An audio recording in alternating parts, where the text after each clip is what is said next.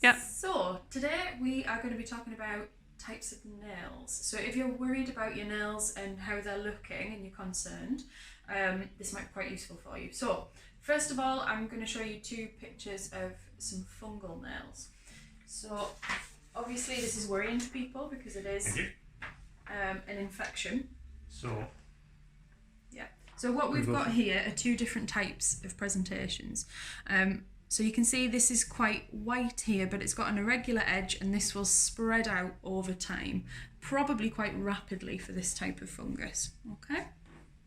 This nail over here, this is probably a more slow growing fungus here, but you can see there are lots of different colours going on here. So we've got some greyish, some brownish patches, some yellow up here as well. And this is nice healthy nail here, which is a good texture. And over here you can tell it's very dry, very brittle and very disrupted. And that's what the fungus does as it moves through the nail plate. It destroys the nail plate. And the integrity is totally different to a healthy nail. Absolutely.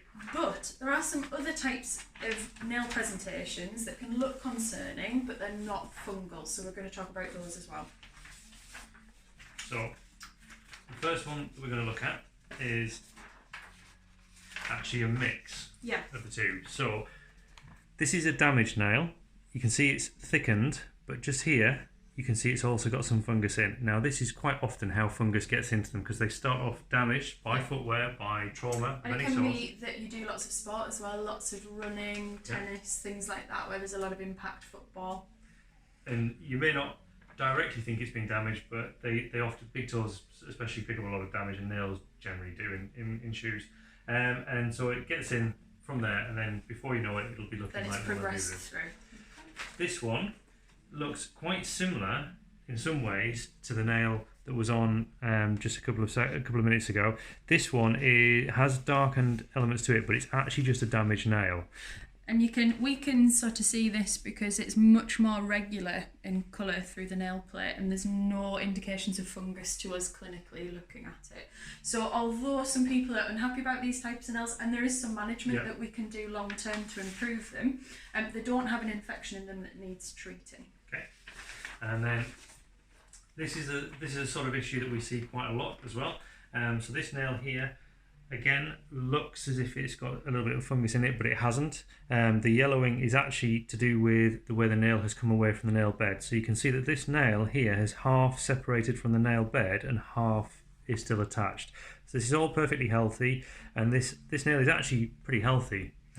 It would just, if someone came into us with a nail like this, we would just need to cut that right back so that it doesn't catch on anything and allow the healthy nail to grow back through as well. Yep. Okay, and then this one. So this is something that we do see and can quite easily be confused for a fungal infection with this sort of white area around here, but this pitting in it is actually a psoriatic nail, so it's somebody with psoriasis in the skin. So usually people have psoriasis elsewhere on their body, can be anywhere, can be scalp, absolutely anywhere. Sometimes people also get psoriatic nails, which is the formal name for it if you like. So again, it's not an infection that needs treating. However, if you do have psoriatic nails, you can be vulnerable to a secondary fungal or bacterial infection in them. So you just need to really look after them well, and we can give people advice about that if they need.